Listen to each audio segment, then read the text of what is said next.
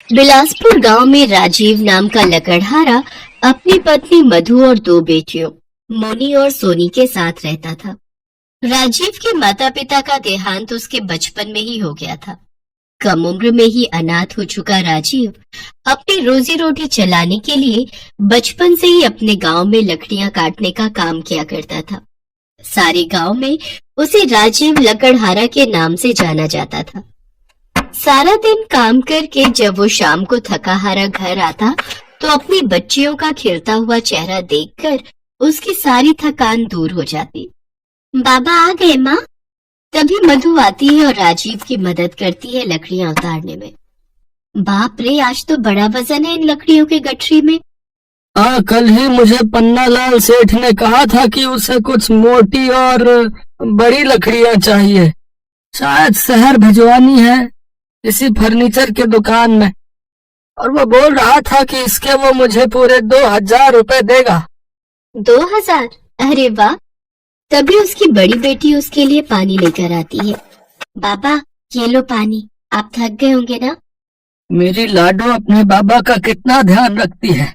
अच्छा मधु, अब तो जल्दी जाकर मेरे लिए कड़क चाय बना कर ले आ।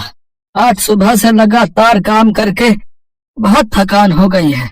और हाँ, 2 कप चढ़ा देना, सेठ जी भी आते ही होंगे। जी बस यूं गई और यूं आई। कुछ देर बाद सेठ जी उसके घर पहुंच जाते हैं। अरे राजीव, ले आया क्या लकड़ियाँ जैसे मैंने कही थी? बिल्कुल आपके मतलब की लकड़ियाँ लाया हूँ। अरे वाह, ये तो बिल्कुल चोखा माल लग रहा है। पर ये लकड़ियों का गट्ठर तो बहुत भारी लग रहा है। तुमने इसे कैसे उठाया? सेठ जी, बचपन से यही करते आया हूँ, अब तो इसकी आदत हो गई है। हाँ हाँ, सही कहा। अच्छा, अब तुम इसे मेरे कारखाने तक भी पहुंचा देना, भले ही उसके 200 रुपए अलग से ले लेना। जैसा आपको ठीक लगे सेठ जी। वो दोनों बातें कर ही रहे होते हैं कि तभी मधु उनके लिए 2 कप चाय लेकर आती है। राजीव, मुझे शहर से बहुत बड़ा कॉन्ट्रैक्ट मिला है ये लकड़ियां सप्लाई करने का। अब तो मुझे ये लकड़ियां और चाहिए होंगी। ठीक है सेठ जी, मैं ला दूंगा। और हाँ, उसे सीधा मेरे कारखाने में ही ले आना। ठीक है सेठ जी। मधु बहू, चाय बहुत अच्छी थी। अरे राजीव, अब मेरा मुंह क्या देखता है? लकड़ियां उठा और चल मेरे साथ। जी जी, चलिए सेठ जी। चाय पीने के बाद राजीव लकड़ियां उठाकर सेठ जी के साथ चला जाता है और उनके कारखाने में रख देता है। ये ले राजीव, ये 2000 रुपए तेरी दिहाड़ी और ये 200 रुपए तेरी लकड़ियां कारखाने तक पहुंचाने के लिए। बहुत बहुत शुक्रिया सेठ जी। राजीव खुशी खुशी घर चला जाता है और वो पैसे मधु को दे देता है। मधु, कल ही जाकर बच्चों के स्कूल की फीस भराना। बच्चों की फीस तो 1000 रुपए है जी, बाकी कुछ पैसे बचेंगे उसमें से राशन ले आओ। हाँ हाँ, ले आना। अगले ही दिन मधु स्कूल जाकर फीस भराती है और बचे हुए कुछ पैसों से राशन ले आती है और कुछ पैसे जमा कर लेती है। हे प्रभु, अपनी कृपा दृष्टि ऐसे ही बनाए रखना हम लोगों पर। माँ, अब तो हमारे पास पैसे भी आ गए हैं, अब हम भी अमीर हो जाएंगे। बच्चों, पैसों की चिंता करने की जरूरत तुम्हें नहीं है। तुम दोनों बस अपनी पढ़ाई पर ध्यान दो, बाकी सब हम पर और ऊपर वाले पर छोड़ दो। अगले दिन राजीव खुशी खुशी लकड़ियां काटने जंगल चला जाता है। आज इस बड़े से पेड़ के 3 बड़े बड़े टुकड़े काटता हूँ, इसके कम से कम 6000 तो मिल ही जाएंगे। राजीव सुबह से लेकर शाम होने तक उस पेड़ को काटता रहता है और फिर उसका गट्ठर बनाकर सेठ जी के कारखाने तक पहुंचाता है। सेठ जी उसको 6000 रुपए और साथ में 500 रुपए इतनी सारी लकड़ियां कारखाने तक पहुंचाने के लिए देते हैं। इतने सारे पैसे पाकर राजीव और मधु बहुत ही खुश थे। कई दिनों तक ये सिलसिला चलता रहा। राजीव मोटी मोटी लकड़ियां काटकर सेठ जी को देता और सेठ जी भी उसे अच्छा खासा मेहनताना देते। फिर एक सुबह जब राजीव नींद से जागता है तो उसका शरीर सुन्न पड़ा हुआ होता है और वो बिल्कुल भी हिलडुल नहीं पा रहा था। मधु गांव वालों की मदद से उसे अस्पताल लेकर जाती है। माँ, पापा ठीक तो हो जाएंगे ना? हाँ मेरी बच्ची, ऊपर वाले पर भरोसा रख। लकवा मार जाने के कारण इनके शरीर के हिस्से ने काम करना बंद कर दिया है और जब तक इनका ऑपरेशन नहीं हो जाता तब तक ये खुद से बेड पर से हिल भी नहीं पाएंगे। ऑपरेशन? तो फिर जल्दी कीजिए ना साहब। इसके लिए पूरे 5 लाख रुपए का खर्चा आएगा। 5 लाख? लेकिन इतने पैसे तो मेरे पास नहीं है। मेरे पति ही हमारे घर में इकलौते कमाने वाले थे। अगर भर सकती हैं तो ठीक, नहीं तो इन्हें घर ले जाइए। बहुत सोच विचार करने के बाद मधु राजीव को घर ले आती है। अब क्या होगा मधु? मैं तो इस बिस्तर से हिल भी नहीं सकता। अब घर खर्च कैसे चलेगा? बच्चों की फीस कैसे भरेंगे? आप फिक्र मत कीजिए, ऊपर वाला हमारी मदद जरूर करेगा। मैंने कुछ पैसे बचा कर रखे थे। अब जब तक कोई नया रास्ता नहीं निकल जाता, हमें उन्हीं बचे हुए पैसों से घर खर्च चलाना होगा। और पैसे बचाने के लिए हमें कम से कम और सस्ते से सस्ता सामान ही खरीदना होगा। मोनी सोनी, तुम दोनों अपने बाबा का ध्यान रखना। मैं बाजार से सब्जियां लेकर आती हूँ। अच्छा माँ तुम चिंता मत करो, हम बाबा का अच्छे से ध्यान रखेंगे। इसके बाद मधु बाजार जाकर सब्जियों के दाम पूछने लगी। भिंडी कैसे दीजिए? 40 रुपए किलो। हे राम, इतनी महंगी। ऐसे वो कुछ देर तक सब्जियों के दाम पूछकर आगे बढ़ती रही। तभी उसे बाजार के कोने में एक छोटी सी दुकान दिखाई देती है, जहाँ एक बूढ़ी औरत बैंगन बेच रही होती है। मधु उसके पास जाती है। बैंगन ले लो, सबसे सस्ते, सबसे अच्छे, 10 रुपए किलो, 10 रुपए किलो। क्या सिर्फ 10 रुपए? हाँ बेटी, ये मेरी खेत के बैंगन है, सबसे सस्ते हैं और खाने में भी बहुत स्वादिष्ट है। अच्छा ठीक है, 1 किलो कर दो माँ जी। मधु वो बैंगन लेकर घर आती है। तभी उसकी बेटी मोनी उससे पूछती है, माँ तुम क्या लाई हो? बैंगन लाई हो बच्चों, आज तुम सबको बैंगन का भरता और टमाटर की चटनी बनाकर खिलाऊंगी। काश बैंगन के भरते के साथ पराठे और रायता भी मिल जाता। हाँ, और मीठे में गाजर का हलवा। अपनी चटोरी जीभ को लगाम लगाना सीखो और अब जो भी मिलेगा उसी में खाना सीखो। अभी मधु ये कह ही रही होती है कि उसी वक्त वहाँ एक थाली में बैंगन का भरता, टमाटर की चटनी, पराठे, रायता और गाजर का हलवा प्रकट हो जाता है। ये देख सभी हैरान होते हैं। अरे अचानक ये थाली कहाँ से आई? मेरी तो कुछ समझ में नहीं आ रहा। तुम 1 मिनट चुप रहो माँ। हे भगवान, काश मेरे पास एक सुंदर सी फ्रॉक आ जाए। उसके ये कहते ही वहाँ एक सुंदर सी फ्रॉक प्रकट हो जाती है। माँ, ये तो आप कोई जादुई बैंगन लाई हो। जब से ये हमारे घर में आए हैं, तब से हमारी सारी मनोकामनाएं पूरी हो रही हैं। ना, मुझे भरोसा नहीं होता। ये कोई जादुई बैंगन नहीं है। मुझे तो तभी यकीन होगा जब मेरे पति पहले की तरह ठीक हो जाएंगे। मधु के इतना कहते ही राजीव बिस्तर से उठ खड़ा होता है। मधु, ये तो सचमुच चमत्कार हो गया। मैं तो सचमुच ठीक हो गया। मधु ये देखकर हैरान रह गई और वो अपने आंसू नहीं रोक पाई। आपका बहुत बहुत शुक्रिया जादुई बैंगन। हे भगवान, मुझे तो यकीन ही नहीं हो रहा कि मैं अपने पैरों पर खड़ा हूँ। आपका बहुत बहुत धन्यवाद प्रभु। आपका बहुत बहुत शुक्रिया जादुई बैंगन। दोनों बच्चियों ने अपने बाबा को गले लगाया। राजीव और मधु की जिंदगी की सभी परेशानियों का अंत हो चुका था। इसके बाद तो वो सभी उस जादुई बैंगन से एक एक करके अपनी इच्छा अनुसार चीजें मांगने लगते हैं। हे जादुई बैंगन, मुझे इतने पैसे दे दो जिससे मैं अपने घर खर्च अच्छे से चला सकूं और साथ ही अपने गरीब साथियों की मदद कर सकूं। उसके इतना कहते ही उसके सामने ढेर से पैसे और सोने के गहने आ गए। हे जादुई बैंगन, मुझे सभी सुख सुविधाओं के साथ एक बड़ा सा घर चाहिए और उसके सामने एक गाड़ी भी चाहिए। देखते ही देखते उनका घर बहुत बड़ा और सुंदर बन जाता है, जिसमें जरूरत की हर चीज होती है और घर के बाहर गाड़ी भी आ जाती है। माँ, बाहर से गाड़ी के हॉर्न की आवाज आ रही है।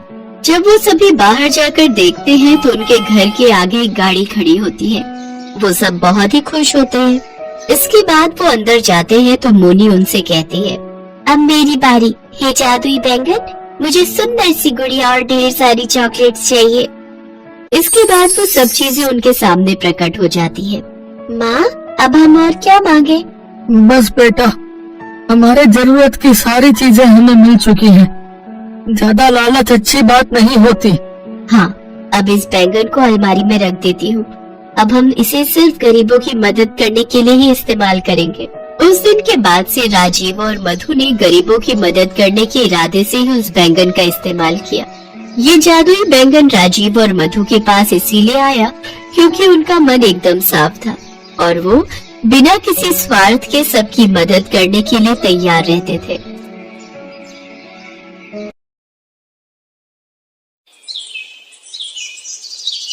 मान्या एक बड़े होटल में शेफ थी और बहुत ही बढ़िया बढ़िया तरह के खाने बनाने में माहिर थी। होटल वाले भी मान्या के काम को बहुत पसंद करते थे। मान्या, तुम्हारी बनाई रेसिपी हमारे कस्टमर्स को बहुत पसंद आ रही है। तुम ऐसे ही नई नई डिश ट्राई करती रहा करो। बाकी ये लो तुम्हारी इस महीने की तनख्वाह। Thank you sir. आज सैलरी मिली है, क्यों ना माँ के लिए एक नई शॉल खरीद लूं। ठंड का मौसम भी आने वाला है और राहुल भी बहुत समय से नया बैट खरीदने के लिए कह रहा था। उसका जन्मदिन भी आने वाला है। उसके लिए एक बैट खरीद लेती हूँ। मान्या अपनी माँ के लिए शॉल और अपने छोटे भाई के लिए एक बैट खरीद कर घर पहुँचती है। अरे वाह दीदी, नया, आज मैं इसी बैट से क्रिकेट खेलूंगा। मान्या बेटा, तुझे सैलरी मिलती है, तू हमारे लिए इतना कुछ ले आती है, अपने लिए भी कभी कुछ खरीद लिया कर बेटा। माँ, आप दोनों के लिए खरीद लेती हूँ तो समझो मुझे उसी में दुनिया की खुशी मिल जाती है। मान्या सबके बारे में कितना सोचती है। हे भगवान, मेरी बच्ची को सदैव सफलता मिलती रहे। आपका आशीर्वाद मेरी बच्ची पर सदैव बना रहे। मेरी बच्ची ने बचपन में बहुत दुख देखे हैं। अपने पिता के जाने के बाद सारी जिम्मेदारी इसी ने संभाली। मान्या इसी तरह से मेहनत से होटल में काम कर रही थी। मोनिका नाम की एक लड़की भी उसी होटल में वेटर की नौकरी करती थी। वो भी मान्या के बनाए खाने की बहुत तारीफ करती थी। मान्या यार, बहुत दिनों से तुम्हारे हाथ की पाव भाजी नहीं खाई। अरे तो कल छुट्टी है, कल मैं तेरे लिए स्पेशल पाव भाजी बनाऊंगी, तो कल घर आ जा। चल पक्का, कल शाम की पार्टी तेरे घर। अच्छा तुझे पता है, होटल में पूर्वी नाम की एक नई लड़की आई है।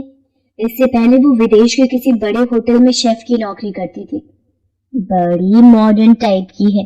पता नहीं कितने लोग यहाँ पर शेफ की नौकरी के लिए आते हैं। आने दो, कोई बात नहीं, वो भी हमारी तरह ही काम के लिए आई होगी। वो तो बात ठीक है, पर मैनेजर साहब भी उसकी बहुत तारीफ कर रहे थे। विदेश के होटल में पहले काम किया हुआ है, इसीलिए वो ज्यादा ही इतरा कर बात कर रही है। मोनिका अभी मान्या से बात कर ही रही थी, तभी होटल का मालिक एक लड़की को लेकर आता है। मान्या, ये पूर्वी है। आज से ये तुम्हारे साथ ही शेफ का काम करेगी। पूर्वी, तुम एक बार होटल की रसोई देख लो, कोई कमी लगे तो बता देना। और मैं जानता हूँ तुमने तो पहले ही इतने बड़े होटल में शेफ की नौकरी की हुई है, तो तुम्हें समझाने की जरूरत नहीं पड़ेगी। तुम्हें तो पता ही होगा कि कस्टमर्स किस तरह का खाना पसंद करते हैं। आप चिंता मत कीजिए सर, अब मैं आपके होटल में आ गई हूँ ना। अब देखना आपके होटल में कस्टमर्स की भीड़ लगी रही। पूर्वी मान्या के साथ काम पर लग जाती है, पर पूर्वी बहुत ही चालाक लड़की थी। सारा काम मान्या करती थी, पर जैसे ही मैनेजर सामने पड़ता, पूर्वी झट से काम का दिखावा करने लगती। पूर्वी काम को लेकर अक्सर लापरवाही दिखाती थी। ऐसे ही एक दिन, पूर्वी ये ऑर्डर रेडी करना है और ध्यान रहे ये खाना बिना मिर्ची का बनाना है। एक सेकंड, मेरा जरूरी कॉल आ रहा है, बाकी तुम चिंता मत करो, मैं ध्यान रखूंगी। अरे मान्या, जरा ये 2 ऑर्डर रेडी करने हैं, मिर्ची ज्यादा रखना। मैं जरा एक कॉल अटेंड करके आ रही हूँ। खाने में मिर्च होने से और वो भी ज्यादा मिर्च खाकर कस्टमर्स गुस्से में आ जाते हैं। ये इतनी बड़ी गलती कैसे हुई मोनिका? मैंने तुम्हें कहा था कि इस ऑर्डर में मिर्ची नहीं डालनी है। सर, मैंने तो पूर्वी को बोल दिया था, पर उसने ऐसी गलती क्यों की मुझे नहीं पता। सर, आपको पता है मेरे एक विदेशी फ्रेंड हमारे होटल में मेहमान बनकर आ रहे हैं, इसलिए मैं उनसे फोन पर बात कर रही थी। मैंने मान्या को बोल दिया था इस खाने में मिर्च नहीं डालनी है, फिर उसने मेरी बात को अनसुना कैसे कर दिया मुझे नहीं पता। मान्या, मैं तुम्हें अभी इसी वक्त नौकरी से निकाल रहा हूँ, कल से आने की कोई जरूरत नहीं है। सर, जहाँ झूठ पर विश्वास किया जाता हो वहाँ मैं खुद नौकरी नहीं करना चाहती। Thank you. मान्या उदास मन से घर आ जाती है और सारी बात अपनी माँ को बताती है। तूने बिल्कुल ठीक किया बेटा, जहाँ इज्जत ना हो ऐसी जगह पर नौकरी करने की कोई जरूरत नहीं है। नमस्ते आंटी जी, मान्या कैसी? अरे मोनिका, तू आज जॉब पर नहीं गई? तुझे पता है मेरा भी उस होटल में तेरे बिना दिल नहीं लग रहा था, इसलिए मैंने वो जॉब छोड़ दी। मोनिका, तूने मेरी खातिर जॉब छोड़ दी? पर मोनिका, अरे कोई बात नहीं, वैसे भी वो जॉब करते करते मैं तंग आ गई थी। अब कुछ दिन का ब्रेक लेकर फिर कोई काम ढूंढूंगी। चल आज फिर मैं तुझे अपने हाथ की पाव भाजी खिलाती हूँ। उस दिन भी तू आ नहीं पाई थी। मैंने एक नया काला मसाला बनाया है, आज पाव भाजी में वही डालूंगी।